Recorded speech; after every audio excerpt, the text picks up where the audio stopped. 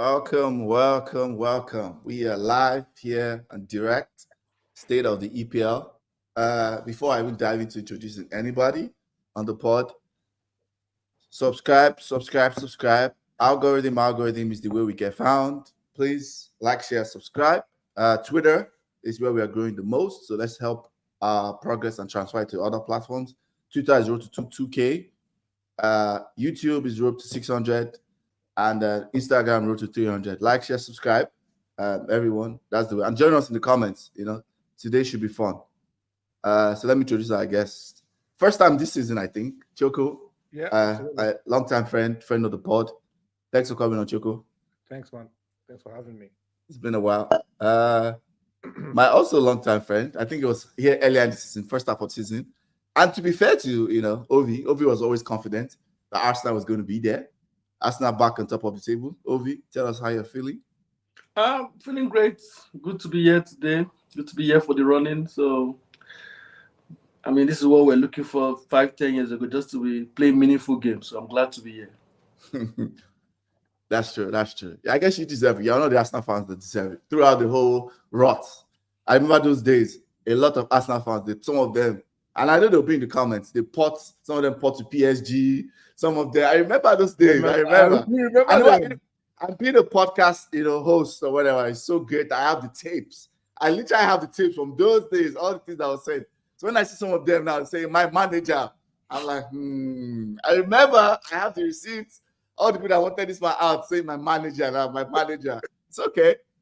I understand. We've all been there. Let's dive right into the topic. Manchester United, Liverpool. I guess I'll intro it, then I'll let Choco take it from there. 2-2 game. First half was one-way traffic. Horrible from United, I think. Choco, what are your thoughts? What are your thoughts about this game? Ended 2-2. Yeah. I think we were lucky. We're lucky that we faced a Liverpool side that had a Mo Salah that wasn't, that's not hit top form. And we're also lucky that we didn't have them finish clinically. Because this was first half. It was essentially Manchester United players get the ball, huff it around, maybe one or two passes, give it back respectfully to Liverpool players. And it kept happening over and over again. A much more clinical side would have led to an embarrassing first line. It would have been an embarrassing scoreline if, for example, we played a Man City that was in form the way we did in that first half. So we got the way we want, to be honest. We're very, very lucky. And if you follow my comments on Twitter, someone asked if Liverpool will rue their missed chances. And I said no. I was confident that it was, the way we had played that first half was, there was nothing in the game for us. But somehow Liverpool gifted us a goal in the beginning of the second half. Yeah. And that gave us a spring in our step. And we now kind of like came back into the game. And then that Waldy from Mano, that boy, I'm wary about, the usual praise of a young starlet, and then it ends up not panning out the way we all think it will. But that boy has a certain courage about himself. Like he knows what he's capable of, right? He's not in doubt. So all in all, we're lucky. That's what I'll say. That we faced a Liverpool side that wasn't up to it. If we had faced a better Liverpool side, it would have been a different story. Yeah. Okay. I agree. Staying on Mano, I think to follow your point about Mano, I think one thing I like that he has, and I think a lot of midfielders struggle to have that, is Mano knows exactly how much time he has on the ball, if that makes sense. A lot of times, a lot of midfielders do not know that. He knows exactly, like when the press is coming, he knows, okay, he doesn't release it a second too early or a second too late. That thing is a skill that is hard to find. Like, if you just think about midfielders generally that play midfield, a lot of them don't know exactly how much time they have on the ball, right? When you think of people that do that, people like Rodri, Bernardo Silva, Odegaard, right? To some extent, I say Partey. Maybe a little bit Declan Rice. I'm not on the ball. I'm not a big fan of Declan Rice. Declan Rice's biggest asset, of course, is off the ball, what he does for Arsenal. But on the ball, it's very, very hard to have somebody who knows exactly how much time he has on the ball. And that's the biggest asset that I think Meno has. And just his confidence. You see it in the midfield. There was a time he was the one, again, talking to Casemiro. You think he's the one that has 5 Champions League. Casemiro, hey, relax on the ball, tight spaces, relax. Sometimes move to the press, change the angle of pass. Don't just release it quickly. So I think that's my biggest praise I have for Meno. Ovi, what are your thoughts about the game? Yeah, I agree with most of what you guys have said. I was watching the first half, and I was so disappointed that at halftime I just stopped watching the game. I felt it was a wrap. These guys are not serious and they're not ready. But I've watched several Liverpool, Man U, Man City games, and I know that all it takes for Man U, even as Man U Arsenal games, it's just Rashford or Bruno, somebody scoring the goal, and then things are back. So I'm not giving up. I just was a little bit disappointed that they were not even showing a fight. But I knew that they would get a chance in the second half. I knew there was no way it was going to be the same way in the second half. That was one. And me as an Arsenal fan, you know me. You've known me for a while. I don't miss when I say I like somebody. I like Meno. I told you this about Greenwood before. When I saw him, I was like, I like this guy. He has something I can see. So with Meno, what I like about him is just if you see his goal, he's in the box and he tells the player, he runs there, give me the ball, give me the ball, give me the ball. And immediately gets the ball, he knows exactly what he wants to do and he does it.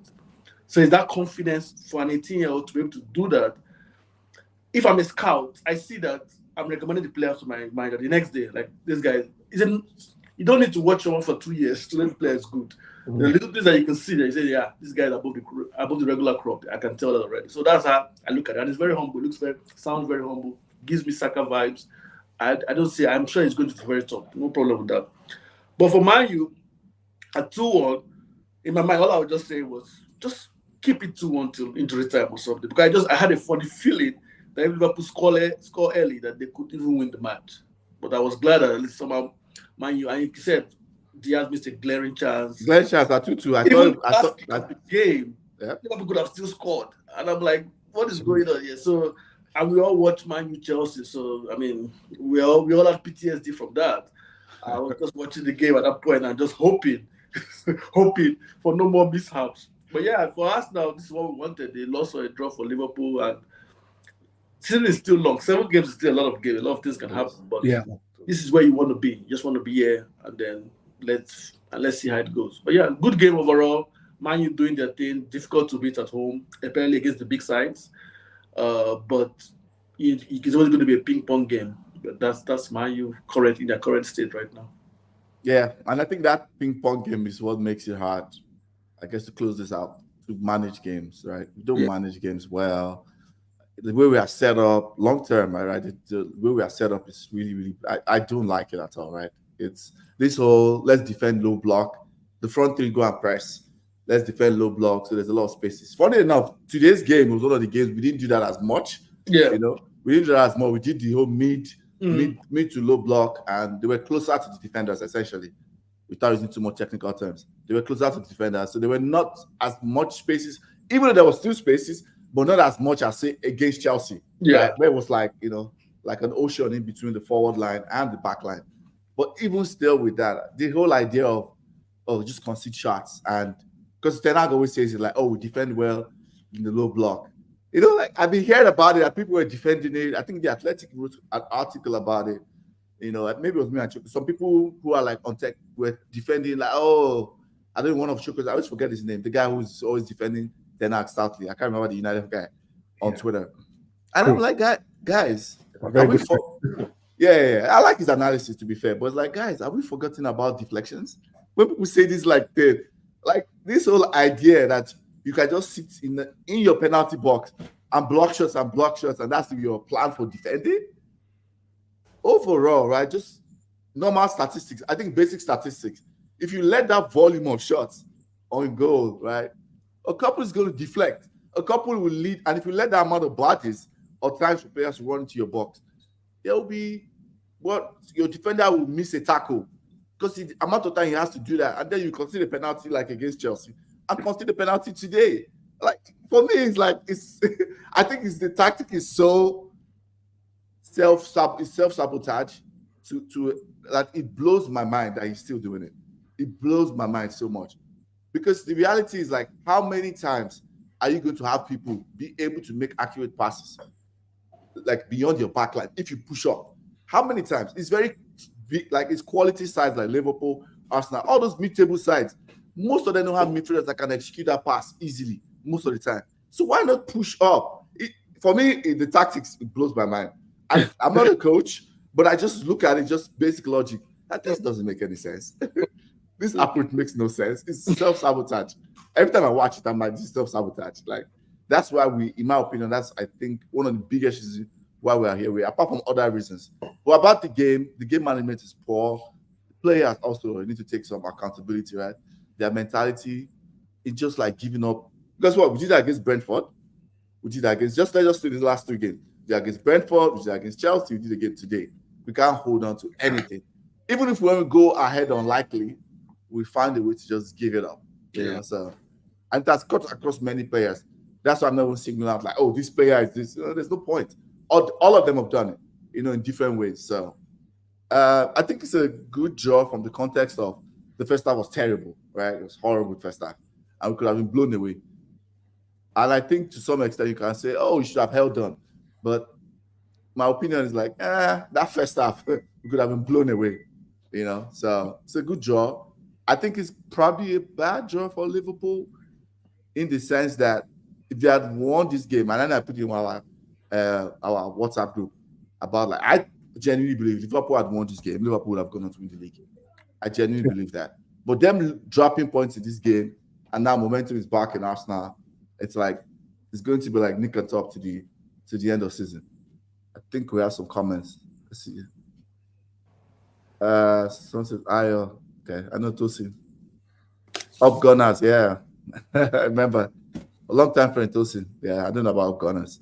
That's for Ovi. Exactly. I don't know about that. Moving on, state of play. Let's go to the Arsenal game. Okay. Brighton, Arsenal. Ozzy, tell us.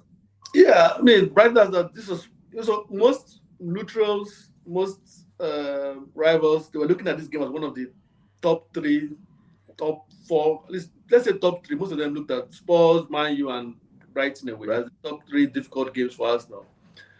Yeah, so Brighton, they're a very difficult side to play.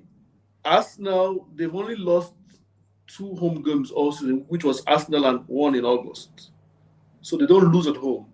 And I think the last few games they've not lost in a while, but so just generally. So but they get a lot of draws. So they're a very difficult side to play. Their coach is very tactical. They beat the press. They change goalkeepers. They change defenders. It's kind of very confusing to plan for them. It's very difficult. But the way Arsenal were able to just navigate the game, hold them, to limit them to very few chances. And we missed a lot of chances too, but they will still end up winning by 3-0. But it's just the maturity of the Arsenal side, the way they hold the midfield, the way they defend, the way they suffocate teams. It's pleasing to watch. Because we Arsenal fans have endured for decades. So this is pleasing to watch. Just to watch us just go into a game and you know that if once you score, the game is pretty over. If you make it 2, it's pretty much done. And that's how Arsenal fans feel now. Once we scored 2, we're like, it's done. We just want Ted go just to even relax a little bit more. But there were times where even 2-0, where everybody's still jittery. So the game, like I said, the game, it was looking, we're missing a lot of chances. Saka had missed chances, Jesus had missed chances, Gabriel had missed chances. But eventually we got the penalty, we scored the first goal, and then slowly but surely, I would have loved the second goal in the first half, but it didn't come. And then in the second half, Kai came in and scored. I mean, Kai scored. Thanks to Chelsea, we had the Jorginho Kai goal, so we can't complain there. But at that point, we were just looking for one more just to have some rest of mind. And even at the end, the way they had a chance in injury time, Gabriel blocked it, and the whole team celebrated like they had scored a goal. It's just the bond in the team is good, for one, and they don't. That's why I feel like they have a good chance of winning the league compared to Man City and especially Liverpool. they know how to manage games. Most Man City, Liverpool games, the other team scores first, or Man City will score, the other team will equalize. There's always something to give the other team hope. But Arsenal's games these days, you just score 1, score 2, score 3, game over. Score 1, score 2, game over. So it's more relaxing, and I think that will help them because you don't have to expend all your energy in every game. Some games you can 60 minutes start resting players, and this is what we didn't used to do last season. Last season we're coming back against Bournemouth, scoring last minute goals. Everybody was going crazy, but you expended all your energy for the whole match. So I think this is the maturity that has changed. And I was thinking Arsenal was a better team in the beginning of the season when we're not getting all the good results and when we're winning 1-0 and 2-1. I just felt we're stronger defensively, and that's the key thing. You're not playing all these ping pong matches. You just win, you score, your game is over pretty much. You even if you don't score, you come from behind, you go ahead, game is locked up. Pretty much that. So I think that's will help them for the season. Okay. Joko, thoughts about Brighton Arsenal? To be honest, I didn't watch it because I can't be bothered to watch Arsenal. I really can't. You know, I don't hide it. Like I do a lot. You do. I anyway. So, but I saw the highlights and exactly what I agree with what he said. Like for the first time, we're seeing where every department in the team knows their job and they execute it perfectly. The guys up front know how to link up and score when they need to. Obviously, they missed chances yesterday, like you said, but yeah. And then I was looking at the stats, and I noticed that Brighton barely had any shots. Yeah. They barely had a look in. For me, that's an astonishing stats because first of all, Brighton fears no team. Like there's no team that goes to Brighton and doesn't get either at least equally shot at the same time or at least outshot. Yeah. Right? They might lose or they might draw the game, but they will shoot, they'll get close to your goal and they'll take, but they barely had any look in. For me, that is the key that I got from it. The fact that, Arsenal just locked them out and they're like, just kept them at bay and just say, come on, chill, that is the performance. I hate to say it, but it's the performance of champions. It's the performance of people who, are on the cusp of something great. Right? Yeah. That mature, you have a little bit more of the possession, you have a little bit more of that, but we know what we need to do. We know our business. We know what we're here for, and we just get it done, and that's it. But I didn't watch the game, so I can't give any much more, insight into it because I can't be bothered. Fair enough. Let's take comments. Ayo Tosi Ajima. I know Tosi. I know it's you now. A long time friend Tosi from Nigeria. Manchester United board need to get a better coach. Hold that thought. We'll get to that. So my thoughts. Brighton, Arsenal. I think the only reason anybody, including Arsenal fans, doubts Arsenal, right now, is just because we've never seen them doing before. Well, you guys are right. Every little element you think for champions, right? Like you said, maturity, managing games, making sure that, okay, not every game do you have to expend energy. Like, they expended so much energy against Man City, defending so deep, like most of their games about that game has been like total control. Even Man City, they restricted Man City. Normal Man City get to like, if I remember, normal Man City games, at least they get to like 1 point something XG. At Man City, even though they had slightly more than Arsenal, it was still 0.9. That's Man City at the Etihad. That's a place that they always score, So the reality is this: everything. If you look state of play, 7 games to go, if you look at it and say, oh, who looks like the team most likely to win? It's Arsenal. It looks like it's them. And that's a question I want to ask Ovi now. But Ovi was last year, I think, beginning of December, sometime like that. So right after that, Arsenal had that wobble that made everybody write them off, right? Most people wrote them off. Like, even Ovi, you remember our text message reaction? Ovi's like, I'm not sure about this team, if we don't buy in January. They did not buy in January. But remember, I didn't waver. You mentioned no. But you did say that you're not sure. Odi, you tell the text. So my point in the question is, it's not about trying to pull you on the comment. It's more about what did Arteta change? Because what changed? That he didn't buy any. Because all Arsenal fans I knew going to January, like, we need to get a striker. That was, that's what everybody was saying. We need clinical striker. I've never seen that. He didn't make that. He didn't make any change. But like, he didn't buy anybody. Sorry, but he changed something tactically. I'm trying to figure out what changed. So, from your point of view, what do you think changed? I mean, if you remove the Man City game because they went to the plan for this season, the only game Man City has played poorly is the Fulham game. Yeah, so they lost the Fulham and West Ham game. Even the West Ham game, they were not supposed to lose it. But I think at that point, the issue was I think the players were just fatigued. They were just running on fumes. And I know as a player, 80%, 95%, you might feel like I can still run, I can still play.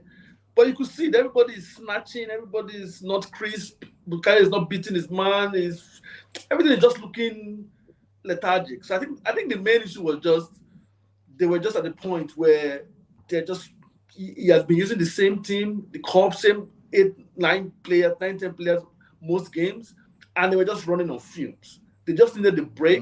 Yes, there were a few things. Are you sure they didn't go and visit, No. Pep's doctor, allegedly. If you watch the games that they lost to Aston Villa, they lost to West Ham, they lost to Fulham. Of those games, it was only the Fulham game I think that was the last one. They just did not play well. And now I think that was just because they were just done physically. But if the Aston Villa and the West Ham games, they had higher XG, they had better chances, no matter they typically score, they were just off it. They were snatching at the chances.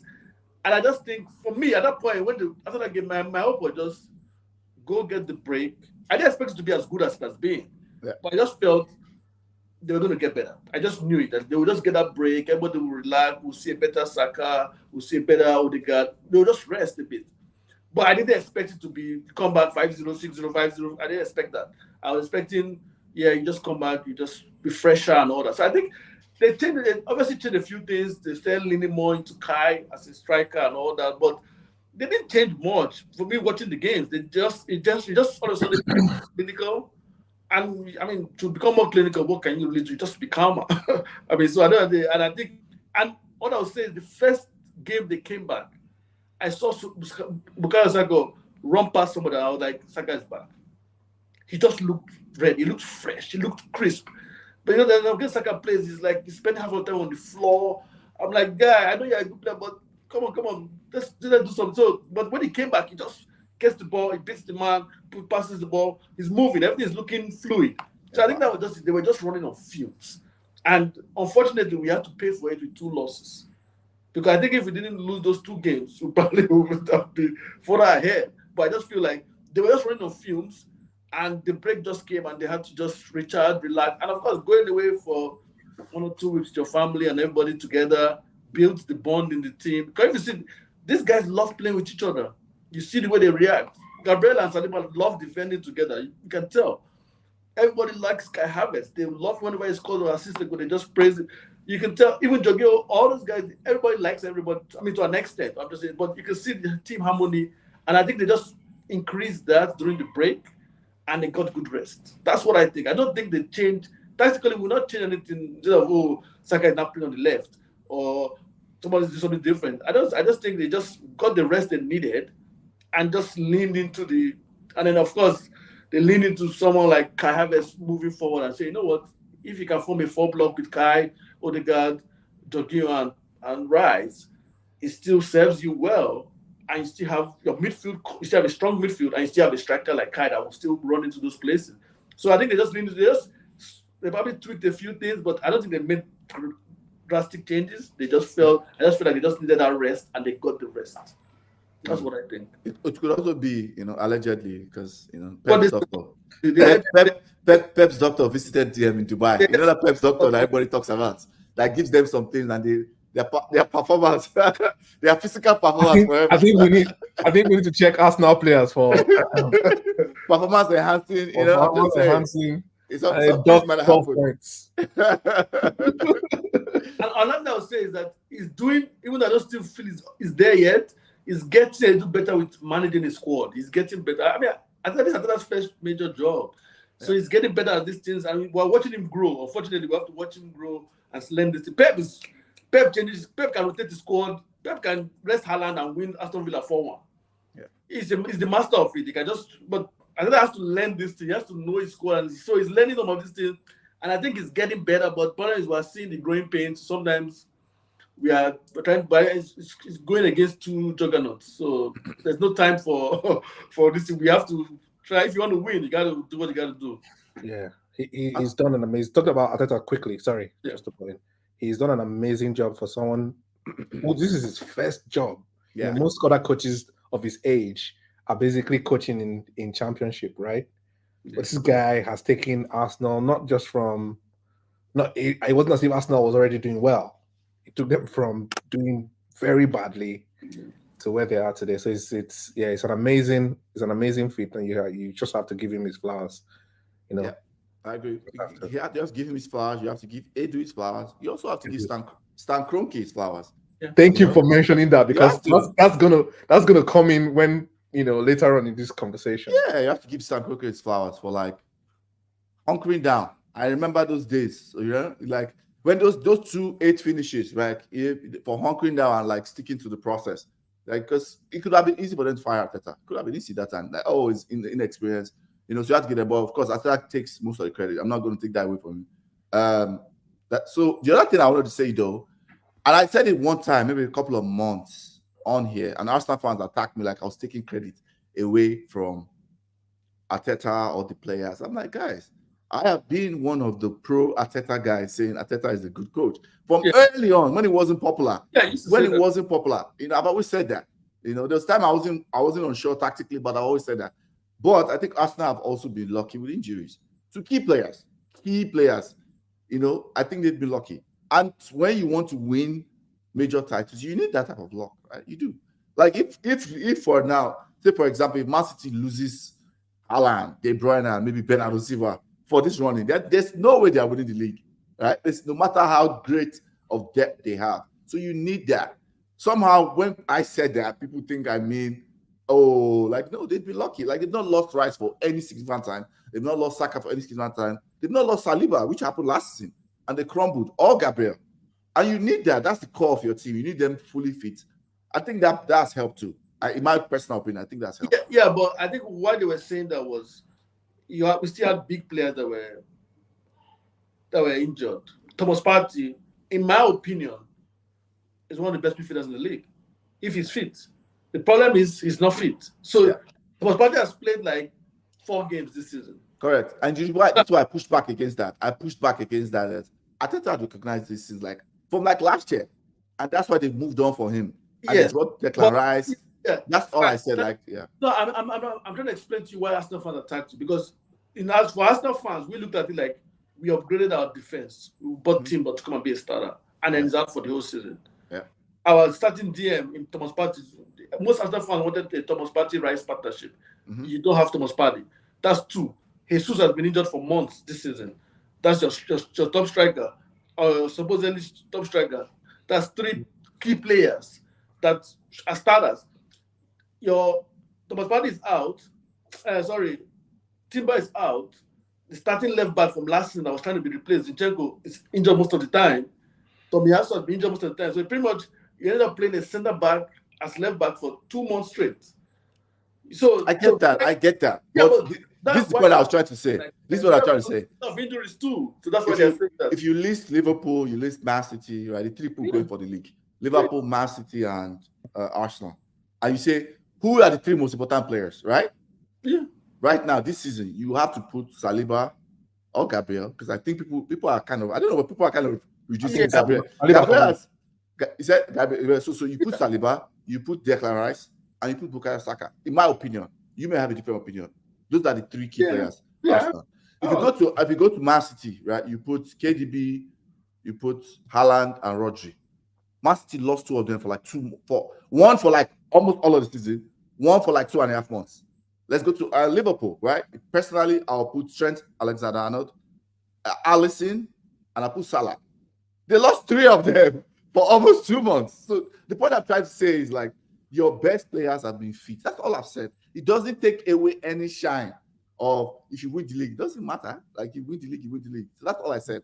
I don't know why do people think this is wrong? Because I think that's very important. I'll explain to you now. You are saying your core Saliba or Gabriel, Rice, and Saka, right? Yeah. You're saying that because you have seen a sample size of a season without Partey. Correct. If Yeah. Partey and Rice have played together for a season, you might not be saying that. You might be saying next season, if Partey and Rice have played together, you might be saying, you know what, your core is Partey, Rice, Saliba, or something. One brother say that you're saying this because we've coped well without Partey. Okay, that's fair. I don't want to belabor this argument. That's why it's just something I think anytime I say it, I get pushback. That's all. I was like, what is the pushback? Because, and that's it. Whenever we struggle with injuries, Yeah. they buy the player to replace you. You got to either shape up or you. Tierney was struggling, they bought Zinchenko. Zinchenko was struggling, they bought Timber. They're going to move. So either you move with them or you step behind. But brother, why I say pushing back against you is because to them, they look at it and they know what Partey is capable of when he's fit. I know too. Yeah, so to them, they're like, this is a key player that's played 3 matches all season. So how can you be talking about injury? But of the 3, I can't even complain. My fear for Liverpool is that with all the injuries, they're doing so well. Man City has been fine. Yeah, they lost Haaland, but they've had the key player. Most of the players have been fit. But Liverpool, I'm actually shocked that they're still in the race because they've had so many injuries. Yeah, they just have, I mean, even their starting goalkeeper is injured, for Christ's sake. So, but Man City, they lost Haaland for a few months. They lost KDB for 4 months. But most of the key players have been fit. Liverpool have had strikers, midfielders, defenders, goalkeepers, everybody injured. And they're still there. So that's why I said Liverpool, I keep worrying about them because I'm like, you guys are doing something with all these injuries. Yeah. That's fine. So, yeah. Okay. I think that's a good segue to the next one. So I thought about doing this because I don't know why I was watching like a program about it. I was like, oh, you know what? Let's do a point prediction based on. So now at the end of this week, 7 games left. So let's do point prediction. I think it's a fun thing to do for the 3 of them. I don't know. Whoever is ready can go first. Who has the season ready? I get from the remaining 7 games. Yes. So like at the end of I think it's game week 38. I don't know. I think that's May 19th, whatever that is. Yeah. What's the final prediction for the 3 teams? So essentially, our prediction is going to win the league, but let's add point prediction because based on the amount of wins. I did the math. I suspended you guys didn't do the math. I'm not gonna lie. I think I focus more on the position. To be fair. Okay, that's fair. That's fair. So for me, like I said, I want 2 things. Either Man you give us standing guard of honor, or we win the league in Old Trafford. So I know the easier one is probably to win the league because that means 1 extra match. So that's why I'll go with Arsenal winning the league with 4 points. So we can win the title in Old Trafford. Okay. And then I had Liverpool as second before because I just felt they're doing so much with so many injuries. Mm-hmm. But so I'll still keep it that way. And then Man City third. So I would say of the 21 points, let's say Arsenal gets 19. Okay. Which I think is the least they need to win the league. They need to win 6 and draw at least, if not win all 7. They win to 6 and draw 1 to win the league. That's what I think. They might even need to win 7. Then I'll go with Liverpool and Man City tied with 15 points each. Okay. So that's essentially. So 15 points for Liverpool, Man City 16 points, so they'll be tied at the total, and then we have to go difference. Okay. Choco, you don't have to do it that way. You can just tell me who is going to be first, second, third, and why. We can just do that for you. I think Arsenal will do it. I think Arsenal will finish. Wow. Okay. I think Arsenal will finish first. I think, but I don't think it will be how you think it's going to happen, though. I don't think they'll win it at Old Trafford, and neither do I think that you will get your guard on at Old Trafford. That's not happening. That's not happening. You know why? Basically, what it is that I think that today's result, for me, has put a dent in Liverpool's hopes. The issue I have with relying on players coming back is that for me, it just gives the team a moral boost. Before players that come back from injuries, that's for Liverpool. I'm talking about Liverpool. That gives them that slight edge. Before they're bedding, I think that the season it might be too late. That's what I think.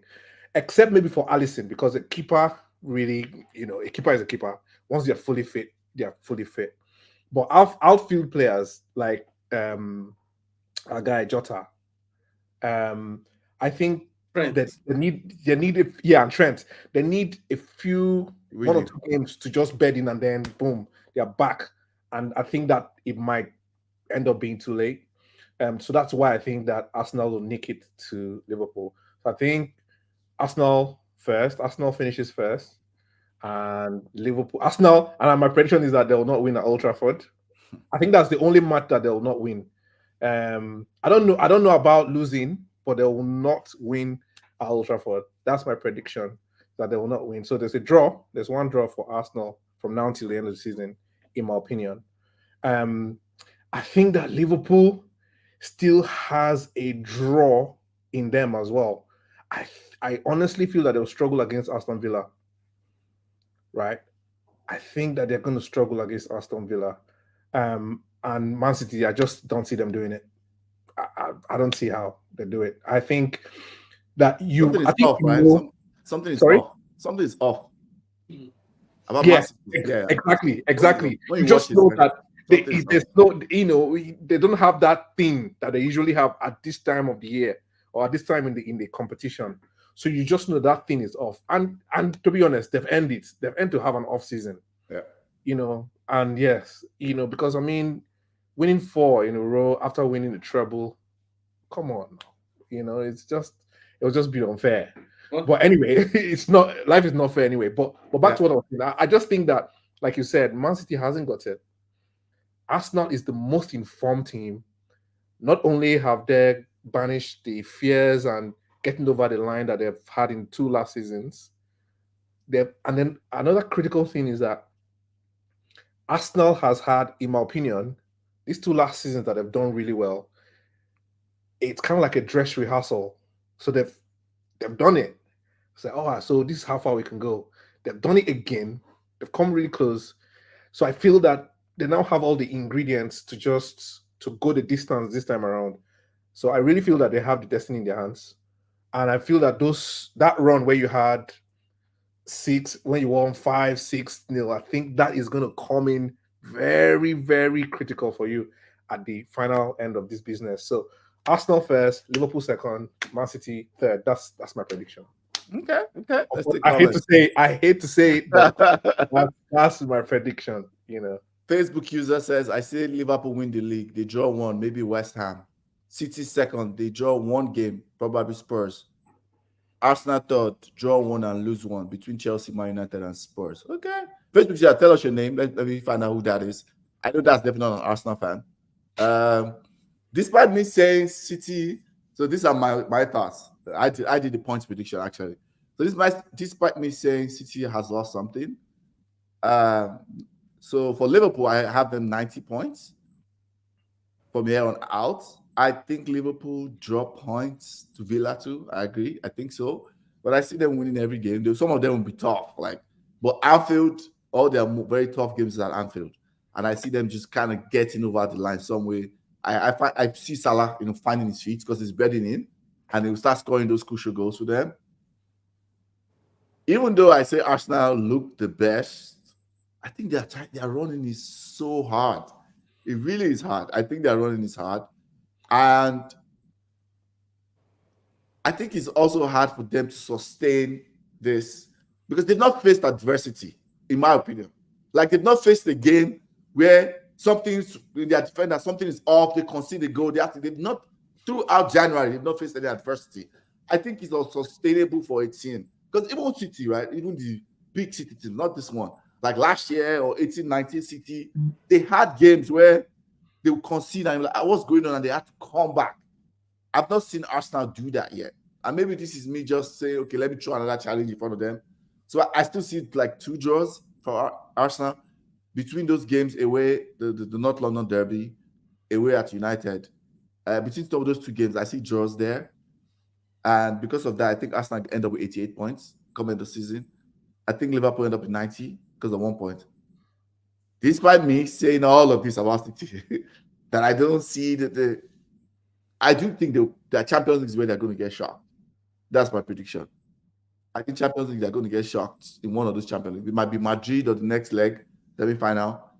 And because of that, I can actually see them winning out. I see them winning their whole 7 games and coming out 91 points. So despite all this I said about City, I see City winning 7 games in a row and coming out 91 points. So I see City first, Liverpool second, and Arsenal third. That's what I see. Because I feel like it's going to go down to the wire, and just because of experience and just know-how, talent level. That's talent level know-how in the final third. I see Man City doing it. Even though right now it doesn't look likely, I see them doing it. Because I just feel like they have too much like elite talent in the final third where it matters most, that they can overcome any adversity. They don't look as smooth as before, but look at them throughout. They've not lost the game. You know that, right? I think it's January or December. They've played 23 games, and I think they've had only 1 or 2, they've had just 2 draws. They've not lost. So they are kind of on the run, but everybody is just shocked that, despite them being on the run, Arsenal and Liverpool are on the run too at the same time with them. That's why it looks like they're still getting over the line, and that's why I'm going to City just to edge it. I think they will edge it. I just want to add something to my Arsenal point. The reason why I believe that Arsenal would run this out is because they've actually had some impressive runs, and then they've now added this maturity, this layer of maturity and control to it this season. That's one thing I forgot to add to that. The fact that they've had 2 seasons to prep, and they now have this season where they have added, just calm down, that calmness to it. I think that might just do it for them. But yeah, I just wanted to add that. So yeah, let me add some. So for me, the time when I thought Arsenal was going to win the league, when I thought that was when it became clear that we came second last season. Back to what you're saying, Arteta. A lot of people say, Arteta came to Arsenal and became 8th twice. Arteta came in December. Arsenal were 11th. He finished the season and we finished 8th. People say, you came 8th. Well, if you're coming from 11 to 8, is that not a positive? You won the FA Cup. Just bear with me, please. We won the FA Cup. So that was credit in the bank. Yeah. Second season, all Arteta. Came 8th, no excuse. The squad was bad, but surely you can't be coming 8th. So I think that was the first time where I think a lot of people were like, get rid of this guy. This guy is not going to be it. Yeah. But the next season, we had that horrible run from the beginning of the season. That 8-10 games. One match you won, Man U or so. All the other matches were L or lost. Yes, now he lost 8 out of 9 games, something like that, something ridiculous. I remember that. Yeah, it was a very bad time. Like I said, so because if you notice, another was playing a particular style, but for the FA Cup, he tweaked it to a very defensive 3-4-3 to beat Chelsea and Man City. Man City in the semi-final. So that's when I knew that, okay, this guy has something. So the next thing, of course, he cannot be, he wants to implement his own style. So he switched back to what he was trying to do. He came 8th. Then he kept on selling players, changing out the squad. Then the next season was when he pushed all the way, 3 games to go. He needed to avoid a loss to Spurs to come top 4. And then he lost to Spurs. But everybody, I remember, if you can remember clearly, everybody came out and said, Arsenal have messed up. They've lost their best chance to finish the Champions League. They've done it again. And the very next season, Champions League was never an issue. The issue now is, are we going to win the league? So the same season, next season, he came second.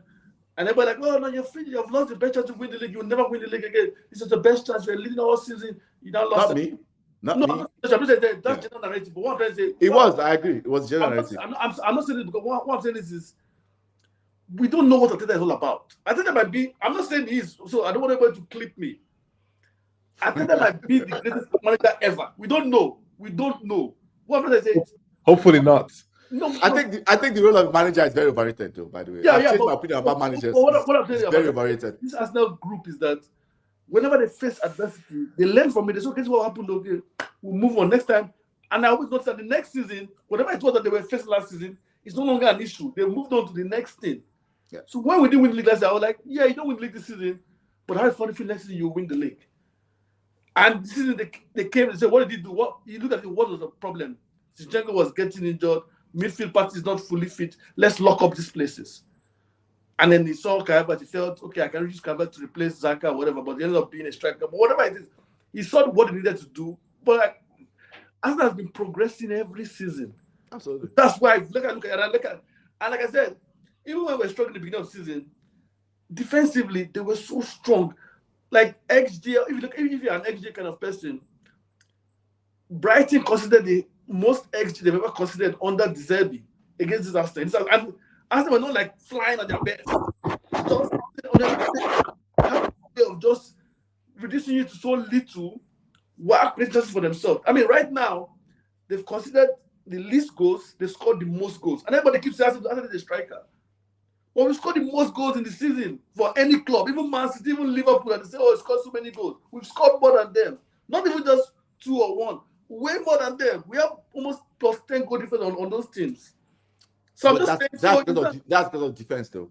Yeah, because The plus 10. I just correct that. The plus 10 yeah, is because but of we defense. still scored more goals than them. You have, but it's not that Yeah. much. It's not that much. I looked at No, it before. so it might not be pleasing, but what I'm saying, after that change this season to just this more dominating, controlling game. In the beginning, they were learning it was not smooth, but the more the season has gone on, you can tell they want to reduce jeopardy. They don't want you to have chances. They played Man City home and away. Man City had 1 shot each time on target, both games. And if you look at the second game, the Man City game was not the shot was a corner that hit Aki and went to the keeper. Yeah. That was the shot they had on target. So there's something that they are working on. I mean, injuries can come tomorrow. Gabriel can get injured tomorrow. Something can happen. One person say, this Arsenal group, they always look at what happened. They learn, they sit down, and they make adjustments to make sure that's not an issue anymore. Yeah. That's what I would say. So that's why I feel. And I watch them. Like, they are the strongest team on paper. Like, when I say on paper, I mean, if you're watching the teams. Like, every time I watch Man City is great. But they will score, the other team equalizes, then they'll go 3-1. Or the other team scores, then they'll go. Because about Arsenal just go, score. Very efficient. Very efficient. They are playing the way Man City were playing last season. When we were busy having all these roller coaster games, everybody was so jumpy and excited. But we are now reversed. We're now just score, defend, 2-0, make some subs. Everything is just calm. And you're right, we're not feeling the adversity this year. Like this year, we've not gone behind in any game. In this 2024, we've not gone behind. So yeah, you're right about that. But what I'm saying is we're saving our energy for when that time comes. We have to go all in. That's a very good point, actually. Yeah, after 60 minutes, they just start subbing Saka, start subbing players. Before, you couldn't do that. Saka used to play every minute of every game, every time.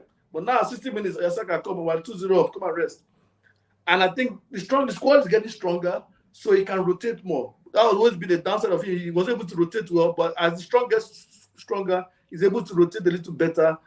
So I still, like I said, for me, I know I'm a Arsenal fan, but I'm watching the 3 teams when I look at them. Liverpool is the worst of them because their game is so they concede so many chances. Chaotic. I agree. But how they score, but it's massively there's an element of control. But like Arsenal taking their own to a different level.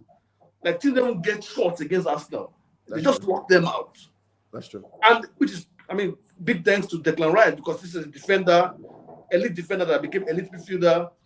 I mean, so it's like a defender, like having a defender in midfield first to screen before you know your own good defenders again. So it's helpful, but I'm just saying that's why I look at it like barring any serious injuries, I think we'll be fine. Okay, good points. Let me take comments. Someone says, why Liverpool win for me is the City play Madrid in 2 games. Likely win Arsenal. Likely win. Arsenal play Bayern 2 games. Likely win. There's another Arsenal versus City 2 legs in the Champions League. Okay. Plus City versus Chelsea in FA Cup. Liverpool's schedule is clear to the end of the season. The Europa League, they are favorites. Their injured players are coming back. So I say Liverpool in the league. Dio. Okay, good points. Good points, Dio. Arsenal has improved greatly. Definitely the most improved side last 2 years. They took 4 points on Liverpool and City.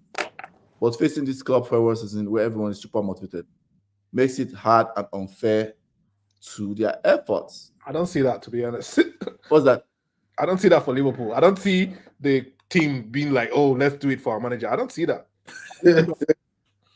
I think, again, people like, people over estimate, first of all, the impact of a manager sometimes, and sometimes people overestimate the impact of like motivation. Because you cannot out motivate another team that has better quality than you are or play better, because you don't have to play them anymore. The time you had to play them, you did not do anything. You lost. Like Liverpool had the chance. They played City. Recently they played City and played Arsenal. They lost and drew in the game. And in one of the games they should have won against City, and the other one they probably should have been battered because Arsenal outplayed them, right? So that is, I don't believe that. So going to the final one, I left this one for the last one because this one is mostly about me and Choco. So it's good that you are on here, Ovi. I put it as what's the breaking point of Ten Hag's tenure. And I know there's a lot of assumptions here. I'm assuming that there's actually even a breaking point from the ownership, point of view, because there's a lot of rumors. The Athletic, who is probably the most trusted we can trust, I think, reported that, even like the owners are reluctant to even fire the manager. That's what they reported, I think, last week. They're reluctant to having to make a call in the summer, And I guess I will start this one. And my response was, I've been part of change management before for big organizations, right? When change management is about to happen, when layoff is about to happen, they would bring managers and directors and get their input about like, okay, who is even the employees, who are the best people to keep, blah, blah, blah. And when the thing comes, they will lay off that same director that gave them input and the employees. So what do you expect the organization to say? To say, oh, hey, Mr. Director or Mr. Boss, come sit down. We are going to lay you off though. Just do that. But at the same time, we need your input of this employee. No, you're not going to say that. He's going to burn everything to the ground if you tell him that.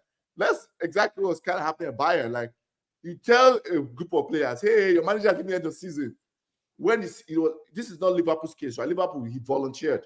This one, they already told them, hey, Tuchel, we fired him, by the way.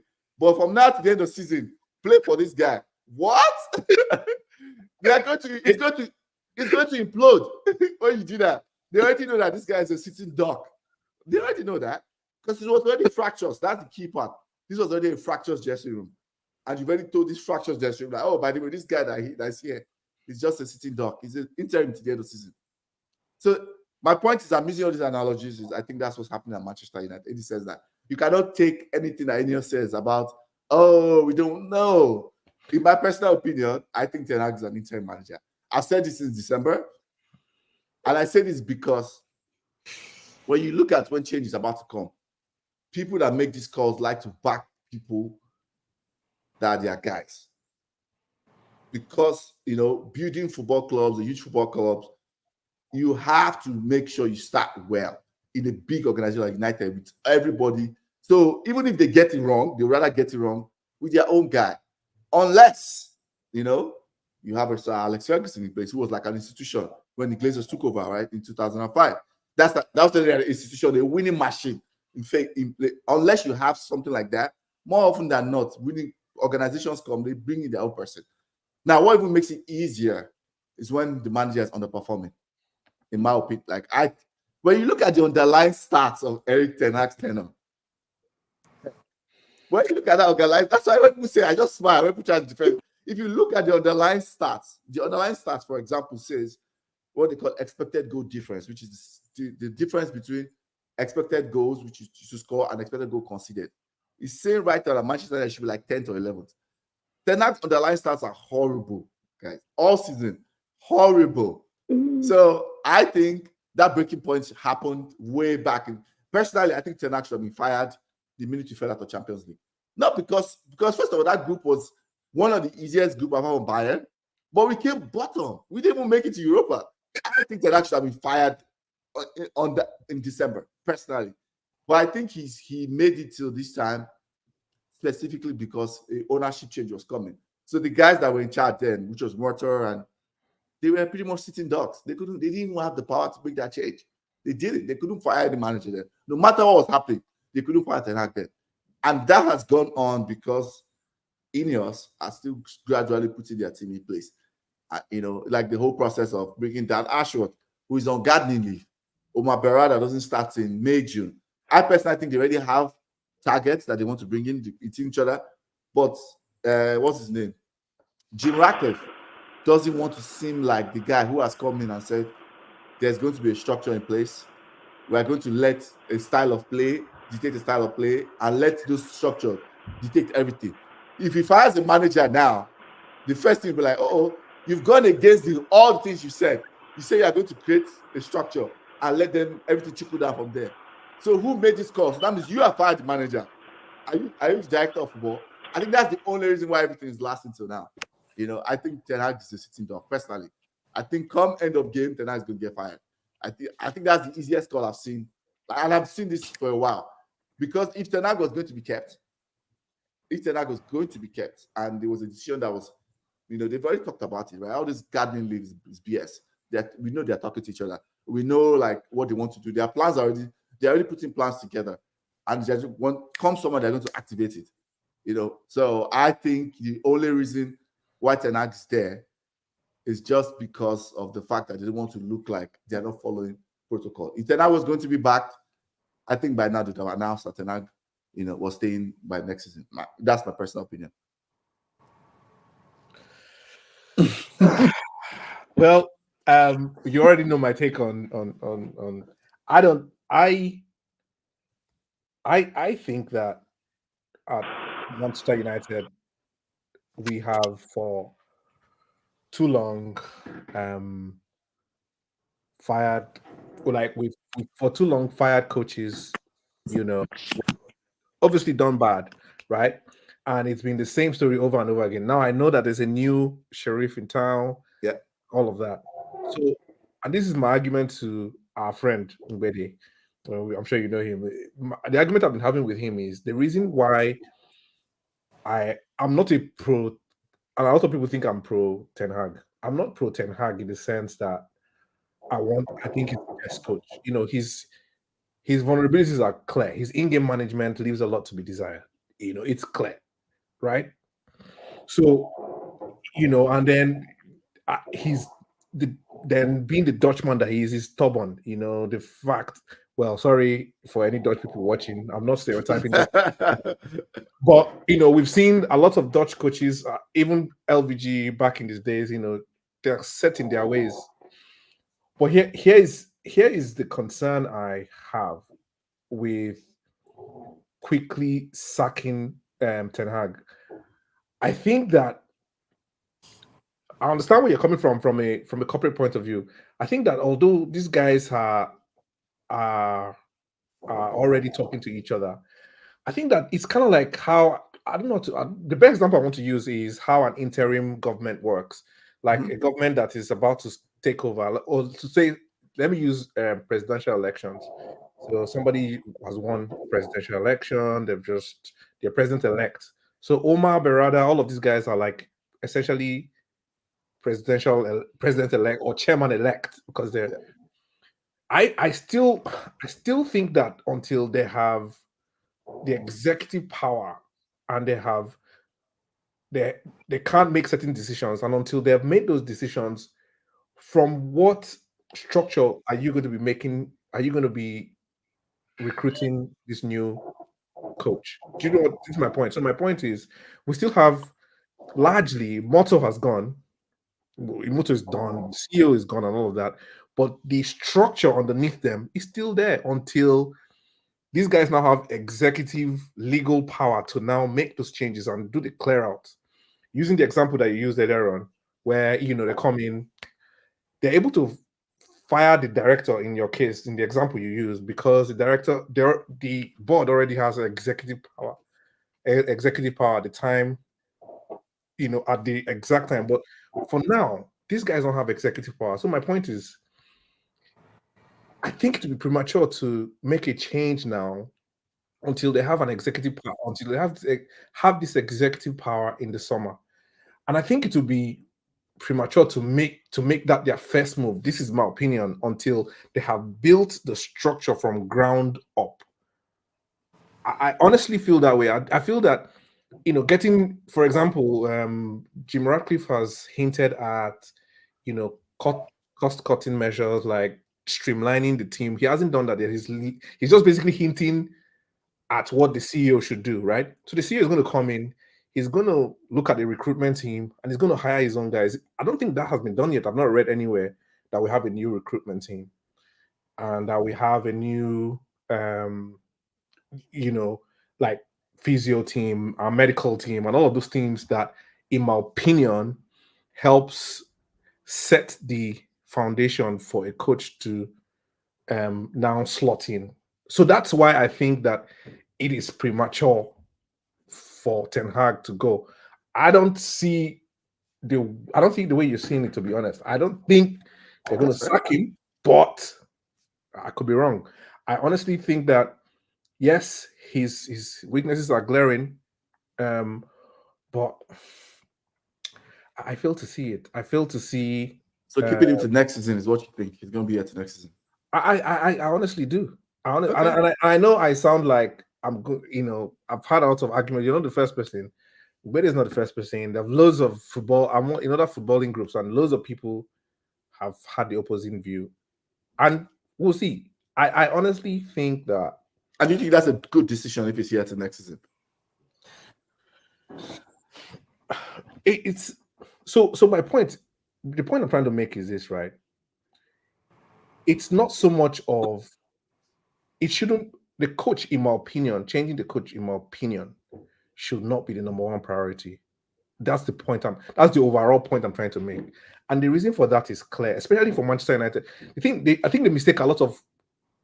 the mistake people are making in the analysis of what's going on is that we are comparing ourselves to other clubs that have a functioning system in place, whereas we are just about to have competent people for the first time in a decade. So we're just at the beginning of the starting line, in my opinion. And I think that before Arteta was employed, for example, you already had the same men already in the background at Arsenal. Before Pep got to Man City, you already had that. You already had Tiki. I don't know how to pronounce his name, from Barcelona, right? Yeah. You already had this man that have already built like the culture for him to slot in. Pep Guardiola now comes in and takes to the next level. Again, I think that getting Manchester United to the level of other clubs in terms of from the managerial point of view, I think we're slightly underestimating how long that will take before it feeds through to the coaching team. That's my opinion. I could be wrong. I think that we need to give you at least one or two windows for the recruitment into bed, for the acculturation to take place before that begins to now feed into, okay, let's make a decision for who becomes the coach and who becomes, just basically bleeds into everything else, because that's how we got here. That's exactly how we got here.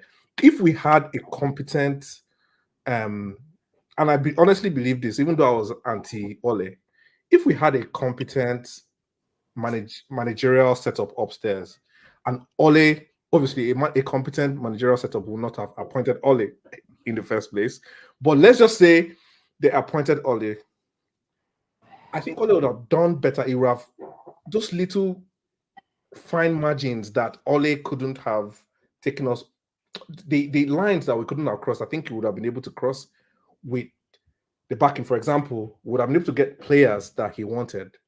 And if we had a better player, if we had a better team and better personnel, it can take, it can hide some of the weaknesses of the coach. So my point overall is our priority should be the managerial setup. The upstairs should be fixed first before it bleeds down. And I think we are underestimating how long that will take. Process.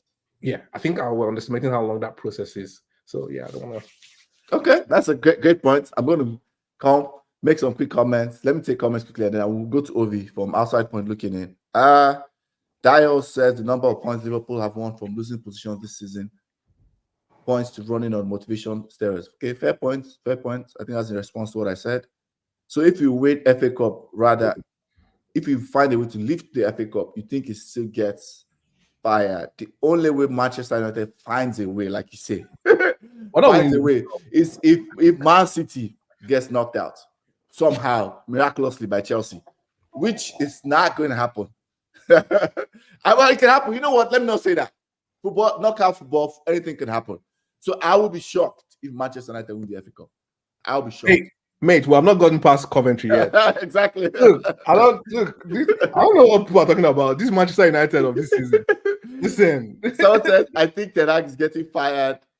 This is the same Manchester United that went out of a group that had Galatasaray and FC Copenhagen. and I want people to remember that. My I want to brother, remember that. Okay. my brother. I think Ten Hag is getting fired and deserving to die. What's the last one? I go to all the way on to the point on Ole. As much as I love him, man has no business whatever managing a top team, unfortunately. Chudi, my guy, I'm glad you're in comments. So this is one thing. Choker, you know, I always like considering with you because you always bring like great points. Great points. I agree.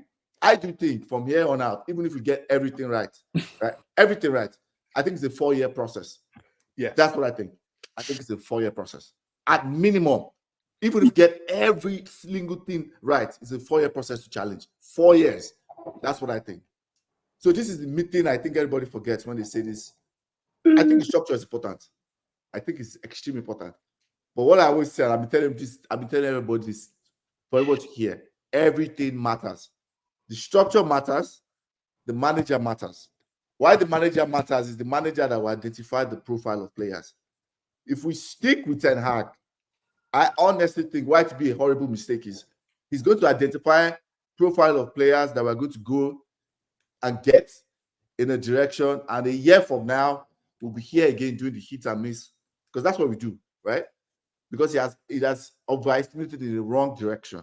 Because it's still the manager that will tell, oh, I want a defender that can do X, Y, Z, and recruitment team will go back and say, okay, these are the 5 lists of players that can do X, Y, Z. And I say this because points of example is Liverpool.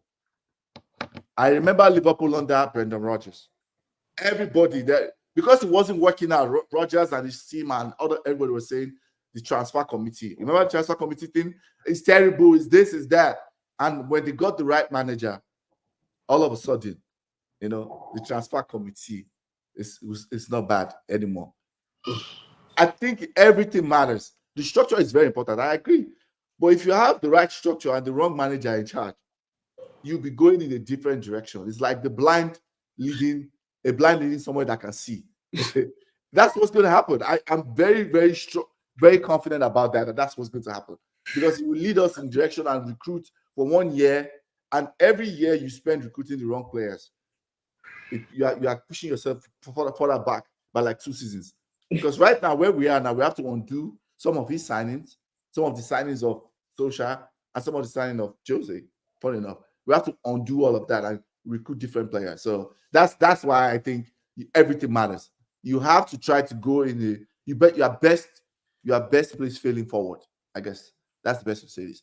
Your best place failing. Okay. Even if you get a manager who is not the guy that takes you to the finish line, he has to be at least from a tactical game model philosophy, be somebody that is similar. So that if he doesn't work out, when you replace him, you are not replacing 8-9 players, right? That's how I feel about it. Like how we went from LV. I think one of the things that had made people like myself, and maybe that not my friend, I think it's PTSD, in my opinion. I think I'm suffering from a little bit of PTSD. How we went from LVG to Jose. I still think that was a strategic mistake. I agree. I agree too. In hindsight, looking back, I agree. Yeah, because I wanted it. I'll own up to that. Back then, with my knowledge of football packing, I wanted that change to Jose.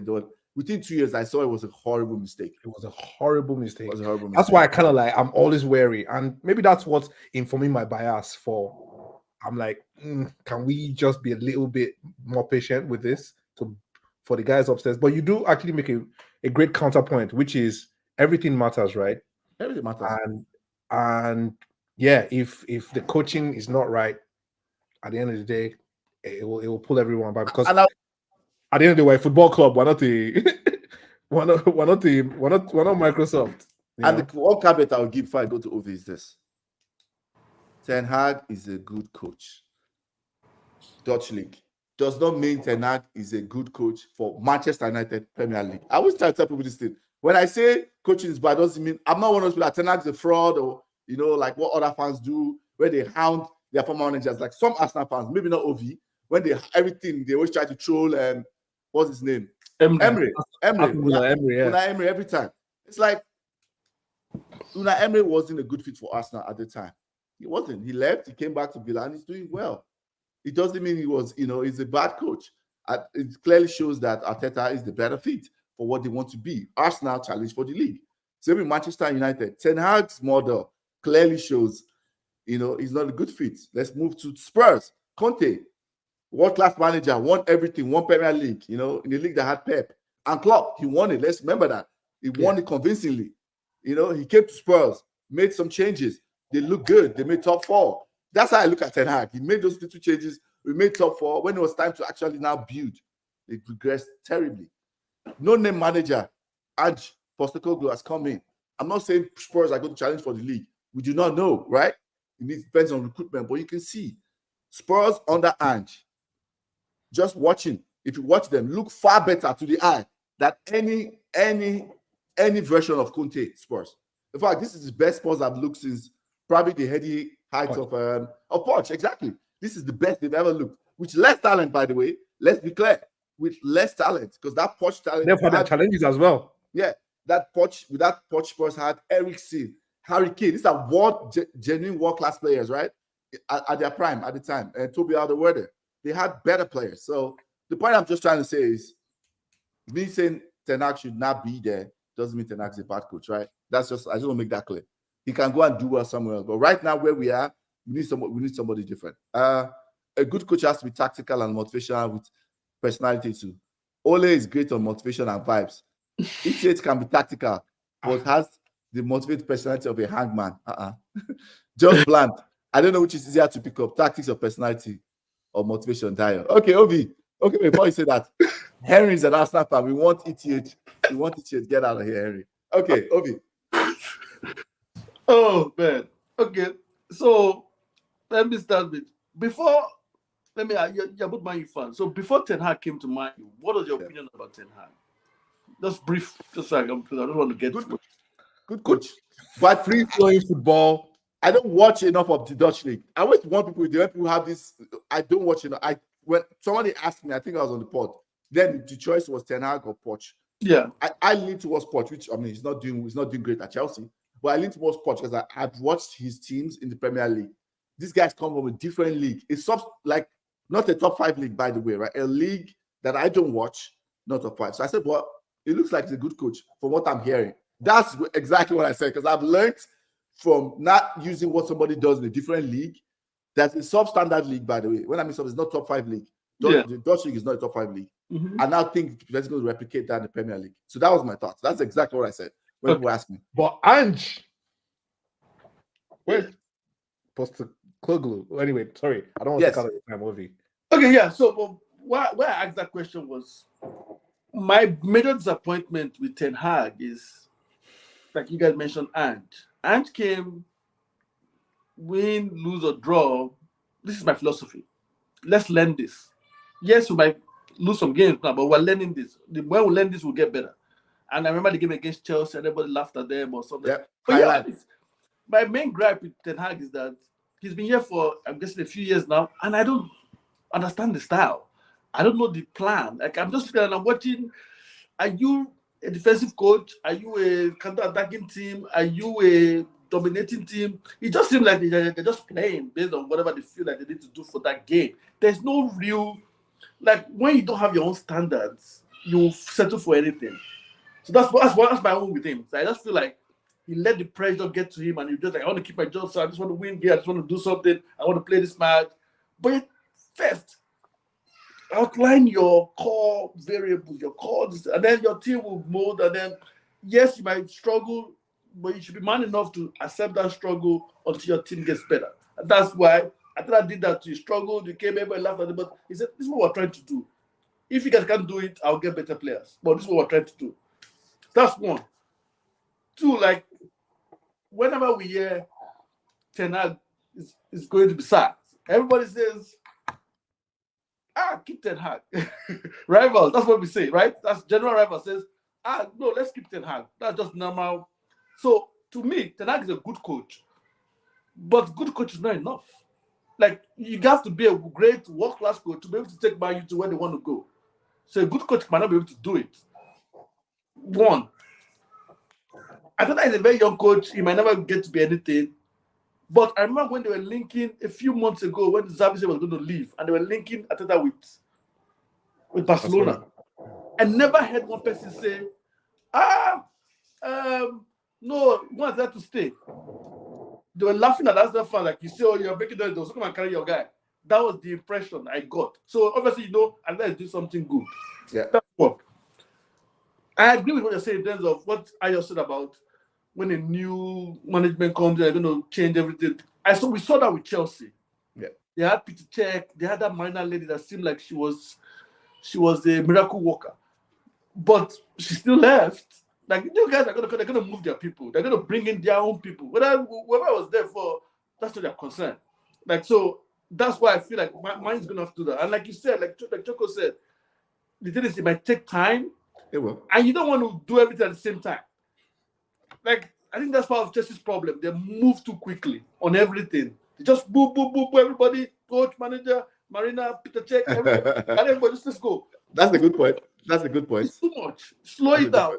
Remove the management team. So, okay, it's up to the coach. If it doesn't work, it's okay, that's the coaching problem. The management team is already fixed. We know it's good. So it's the coach that's not the problem. Or you fix management team, you don't buy enough good players. Okay, recruitment team, look at them next year. If they don't find, okay, recruitment team is good, management team is good, but we're still not playing well, then it must be the coach. Then before you start going to the players. Well, so that's why I think it will happen in Man U. It's just a matter of time. It will happen. But like Choco said, it might not be, if they are smart, they might not want to rush the coach yet. But I fear for him because you guys are not making Champions League probably next season.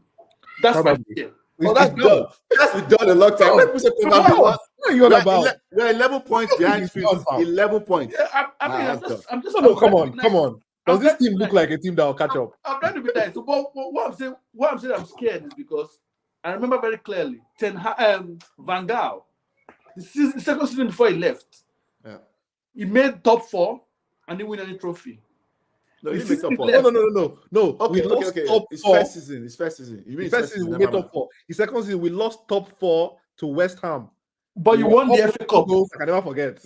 Yeah. I'm saying that the season before he left, he made top 4. Okay, kept his job.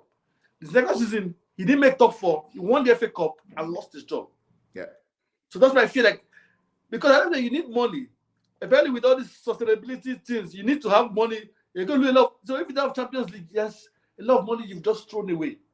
For a club like Man U, it's not about money. Indians are whatever big business, they have money. But perhaps you can't use the money with all the sustainability rules. There's only so much you can use, right?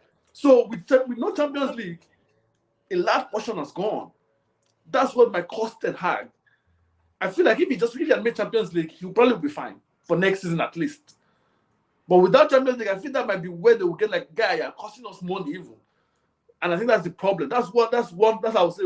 So for me, like you guys both said, you have said that you've seen management, new management coming and how it works.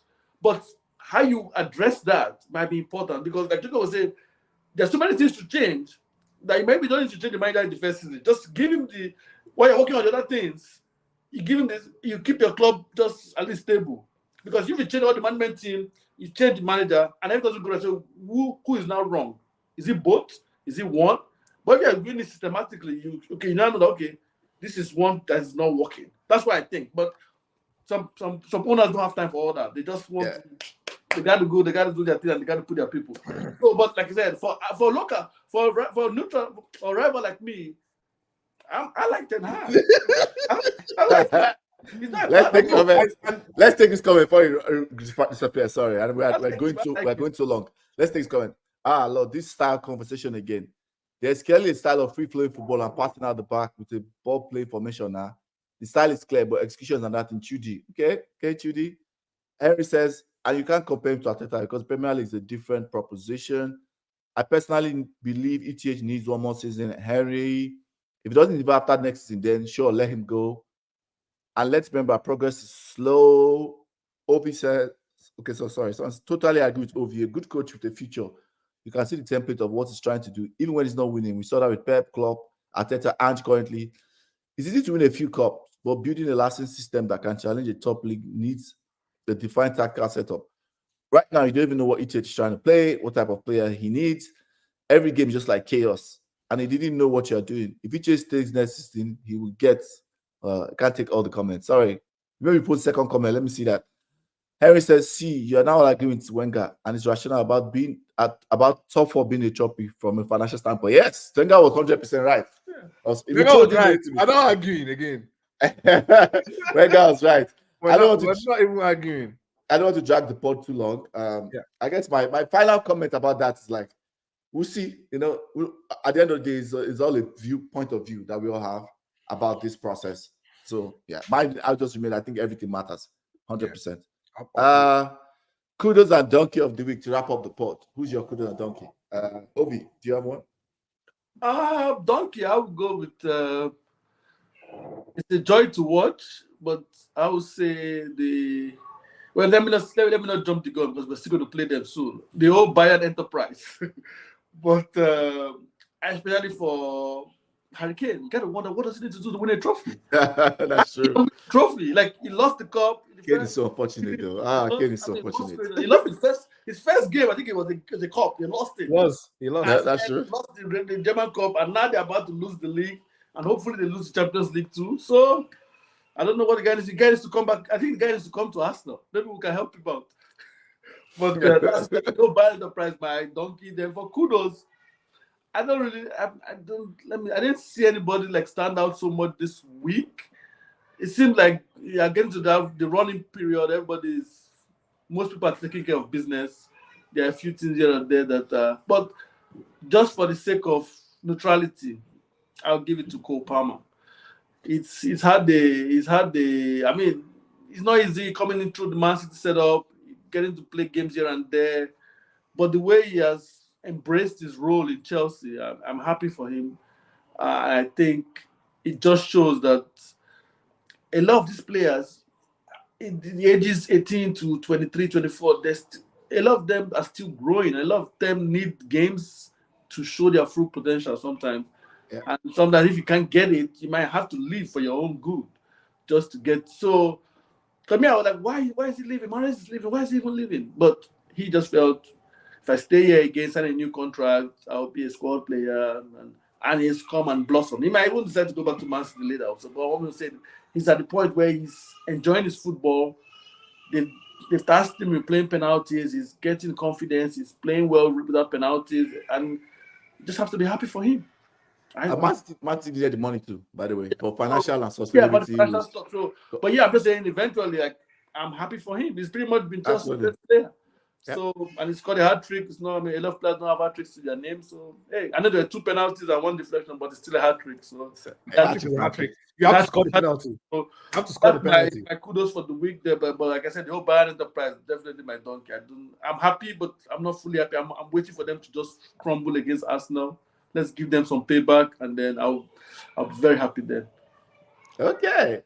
No comments about Champions League midweek. How do you expect it to go down? We'll come back to that. We'll come back to Champions League quick predictions then, I guess. That would just be village people. That's what Henry says. That would be crazy if he came to Arsenal. Choco, Kudos and Donkey. Yeah, the Man United players at Chelsea. Yeah, those are my donkeys. That's my donkey of the week. You know, they just had one job. One job, just one job, and this is some of the highest earning players. See the game out. So those are my. I don't need to say anymore. Those are my donkeys of the week. And then he stole my kudos. Cole Palmer. What a player though. What a player. Like you said, he's left Man City. I think there's something about him and Maino as well.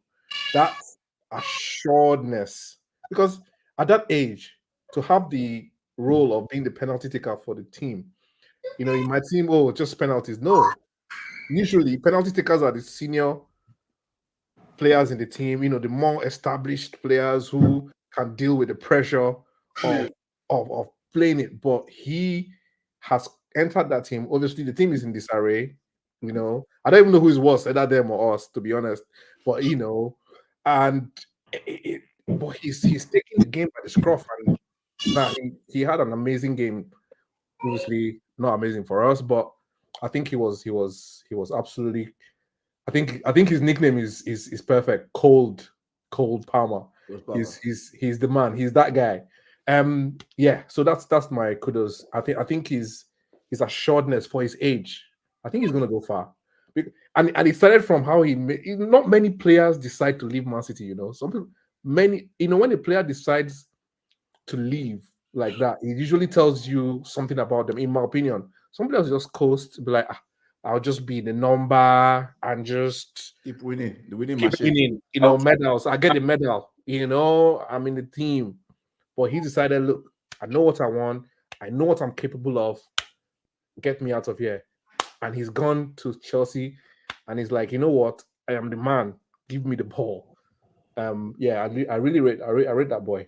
I do too. I agree with everything you guys have said. So just to go in a different direction, my kudos is the boy.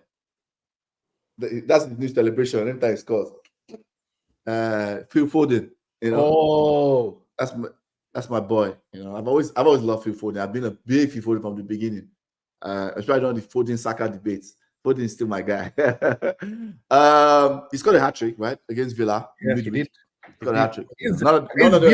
Yeah, no penalties, in hat trick. So. Villa as well. I think he slept on. Yeah, he slept on. I think Foden is incredible. I think he's probably most talented English player. The boy is incredible, and they rested him for the Madrid game. For Donkey, I'm going to double down on your Donkey Choco and add the whole Man United team, and I'm adding the manager. And this is why I'm adding manager, because this was 3 games in 1 week. This happened. Brentford, Chelsea, and today against Liverpool. We got in those 3 games, we took unlikely leads. Maybe Chelsea was not likely, because I saw that one was back and forth. But like, we took leads late on in 3 games in 7 days, and in those 3 games, we could not close out. That is already like a pattern, right? That's a trend. I care about trends more than singular occurrences. So for me, that's why I'm adding the manager to it. Players to get blamed. I'm not absolving the players, but I'm adding the manager too. So yeah, that's my donkey of the week. For that. Let's take final comments before we go. Okay, Harry says he's the future and it's going to be a problem. Cole Palmer, I agree. It's his team now. Yep, he's a franchise player. Saka is still our guy too. Yep, most talented Guinea. Yeah, I think so. I think Foden is most talented English player. That's my personal opinion. Houseway, you don't have the answers. Just messing with you. We've come to the end of the pod. This was fun. Choco, it's good to have you on. Thank you so much, man, for having me. Maybe we can have you on again. We'll see. Me, I'll be. Listen, I'll obviously be available anytime you need me, man. Appreciate it. Obi, I know you're happy. You're smiling from tit to tit. Maybe we'll have you on to come and celebrate your, your third place. Getting fatter. Okay. Or maybe you come and give us tactical reasons why you came second. third again. We'll bring you back. Come on, tell us. Arsenal came second. These are five reasons why. And why Arsenal will win the league next year. Next year is why Arsenal will win the league. No, this is our year. This is our year. Listen, you know what? Liverpool said it they said it for 2 decades. And look at where it got them. So yeah. And people say, oh, Liverpool have a easy running. They have 4 away games left. Aston Villa, West Ham, Fulham, Everton. Those are not easy games, though. But if you look at Man City's running, I mean, any point Man City drop is a slight on Man City. Those games are so easy for Man City. Right in the way. And even that, even Spurs. I don't think Spurs. Yeah, sorry, I forgot about Spurs. Only Spurs are bright in the way. The rest, they will win the remaining ones. The rest is barbecue chicken. Yeah, and the rest, so Spurs are even Brighton. Look at Brighton. That the way Arsenal just handled you. I'm not sure again, but no, I lost 2 hopes for Man City. But Liverpool, their home games they'll win. Those away games, Aston Villa and the London games, and then the derby, they might struggle. Yeah, Everton will be motivated on two fronts. Yeah. So watch out. The seed mentality. The whole world is against us. That's one. And then two, let's stop our eternal rivals I guess from winning. again. So Okay, we've come to the end of the show. Champions League. Somebody's asking again. Okay, quick Champions League prediction. Darius keeping us accountable. Ovi. Champions League prediction. Hoping us to go ahead, go through against Bayern. Our brother Madrid, I'm tired of playing Man City. It's too boring. Our brother Madrid go through against Man City so I can play Madrid. On the other hand, I forget who is who. PSG and Barca. PSG and Barca. That's a tough one. Mbappe. Oh, I would say. You want to face PSG, to be honest. I think Mbappe is just a game changer, but I don't know, man. I think Xavi is going out, so he might want to try and do something. So let me just go Barca for now, and then the other one I'll go with who's the Atletico and somebody, right? Yes, Atletico and Dortmund. Atletico. I'll go with Atletico for that. Okay. Even though I don't want to play them. Okay. I'll pick my picks quickly though. I think people are sleeping on. Dortmund has become this different team under this new guy that has been there for like 2 years. They become this team that they sit back and counter. That's what they do, especially in cup games. Watching them like that. Yeah, that's what they play now. They are sit back and counter team. They're not doing too hot in the league, but in the Champions League. So I'll go Dortmund, Barca, PSG. Like I said, I can't bet against Mbappe, and I cannot bet so quickly against Luis Enrique. Luis Enrique is a slept-on coach. He knows how to navigate these knockout games. Bayern Arsenal. Last week I said Arsenal. Sorry, I said Bayern before, but now I'm like slightly worried. But I'm still sticking Bayern. I just feel like there's this thing where like, oh, Bayern. This is the one thing where they have now. This is what's left for them. So I think they will edge Arsenal over 2 legs. Man City, Real Madrid. This is when I go back and forth every time. Like, Man City will eat them up. But actually, I'm swinging the other way now.